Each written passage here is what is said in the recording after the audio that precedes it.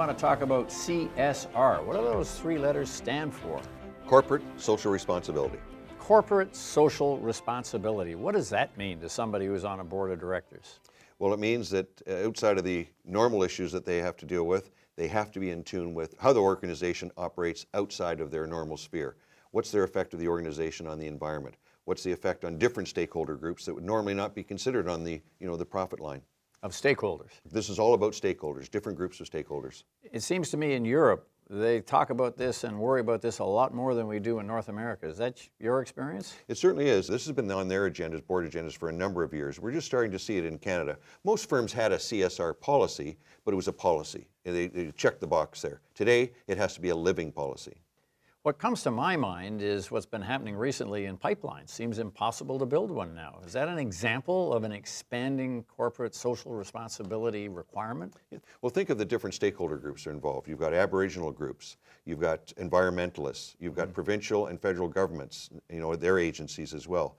So Environmental Protection Agency, you've got all these different stakeholders that they have to please and align themselves with. So it's a great deal of work, and boards have to be aware of this as part of the strategic plan. Yeah, I think that's a good point, but it does mean for a director of a publicly traded company in, say, pipelines, oil and gas, mining, that you're going to be spending a lot more time worrying about a lot more than just the management performance. You have to know the business intimately, and that's one of the things that when we talk about skill sets, we wanted the accounting, we wanted the legal, now you want sector experience, people who have real experience running these types of companies sitting on the board. Now, what happened in the case of BP, which had that massive 5 million gallon oil spill catastrophe in the Gulf of Mexico? Did their stakeholder groups expand as a result of that? Well, think of, all the tourism business, the fishing, the hunting, all the different stakeholder groups that were affected by that spill, and the costs of going back and remediating those types of issues. Yeah, I think it, in the end, cost the company $65 billion. So you think maybe if somebody left the boardroom and gone and investigated the ethos, ethics, morality, and procedures in the American acquisitions, might have had a clue earlier. Yeah, we used to look at, this is all about risk as well. Yeah. We used to see risk under the audit committee. Now risk is being pulled out. It's either a committee on its own or it's embedded in all the committees. And this has to be on a board's agenda now. What are our risks? What are the real risks today versus what's we talk about heat maps. What are the hot risks today versus cool or risks that are being contained?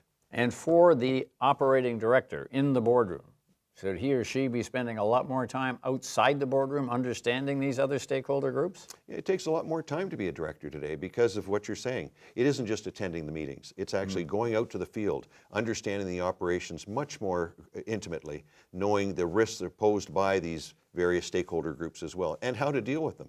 So this has made the job of a corporate director even tougher. It really is. It wasn't that uncommon for someone to sit on 6, 7, 8 boards. You're not going to see that today. You just don't have time.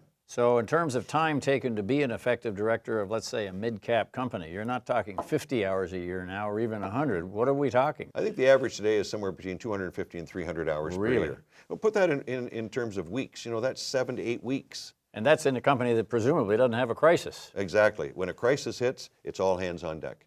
100% of your time in a way. In many cases, and that's one of the decisions you have to decide. All the directors may not be able to just stop what they're doing and assist in this project. So as you look forward, corporate social responsibility is going to be a bigger and bigger item on board agendas and the activities of the average director. Is that right? It already is.